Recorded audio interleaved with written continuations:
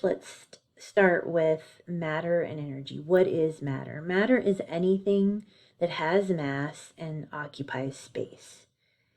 So basically, everything around you, you yourself, everything is matter. It can be seen, it can be smelled, it can be felt. Weight is actually mass plus gravity. So matter is not just a weight, but basically when you have gravity added to the mass of something is when you get weight, and why we weigh things. There are different states of matter, 3 states to be exact. Matter can exist as a gas, a liquid, or a solid. And the key to these schematics here is to look at how close or how far apart the molecules are from each other. How close or how far apart the molecules are determines whether they're in a gaseous state, a liquid state, or a solid state. Solid state, the molecules are very, very close together, and the matter can have a definite shape, a definite volume. In the liquid, the molecules are a little further apart from each other, and they have a more variable shape, a shape that can be moved or molded, but the volume is the same. In gas, the molecules are far enough apart that you can get this changeable shape and a changeable volume. So now let's move a little bit and talk about energy. Energy means the capacity for work. So it's the ability to do work or put matter into motion. So it's making some form of matter move. Energy itself doesn't have a mass like matter does, and it doesn't take up space either. But it is converted from one state to another. So it's in a dynamic state itself, energy is. There are 2 main types. There's kinetic energy, which is going to be the energy that's moving or actually doing something. And then there's potential energy. This is the stored or inactive energy. And a great example is a dam holding water back. The water at the top of the dam, back here in the lake, is going to be potential energy. It's stored energy. And then as soon as that water goes down the dam, it's letting out kinetic energy. That's the action. That's the energy in motion. And then we have a lower potential energy here at the bottom. So energy spends its time going back and forth from potential to kinetic energy. And then we can use energy to change it back to potential energy. The stored energy can be released, giving us action.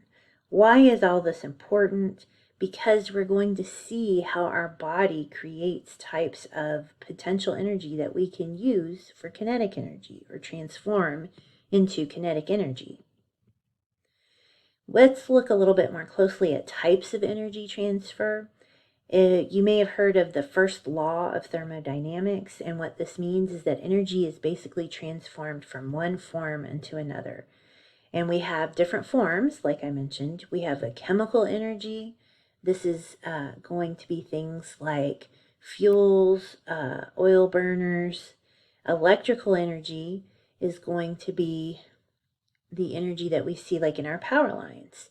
Mechanical energy is often thought of as like a dam or the hydroelectric generating plant. So you can see it here in this picture. Radiant or electromagnetic energy is another type, and that usually comes from sunlight or solar mediated processes.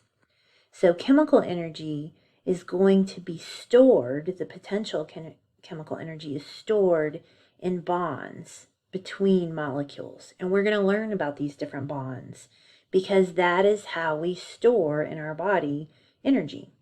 When those bonds are broken, that energy becomes or is transferred into kinetic energy.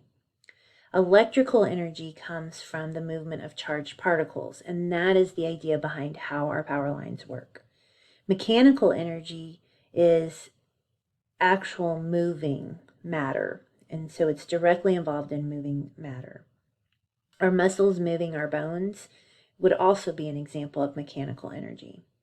Radiant or electromagnetic energy, it is, again, involving sunlight or also non-visible light. So UV rays, X-rays, heat. But this type of energy is going to travel in waves. And so these types of energy, or these forms, can convert between each other. And so, for example, if you turn on a lamp, you're converting electrical energy into light energy. And again, where this is really going to apply to us is here in chemical energy, because we're going to spend a lot of time this semester looking at how bonds are formed between molecules and bonds are broken. And that's how we have a main source of our storage of energy as well as our use of energy. Sometimes when we do this transfer from one form to another, it's actually inefficient and you lose some energy when you do this transformation. And it's commonly known or seen as to be lost as heat. And so that's partly unusable. However, if you think about in terms of our body, sometimes that's beneficial.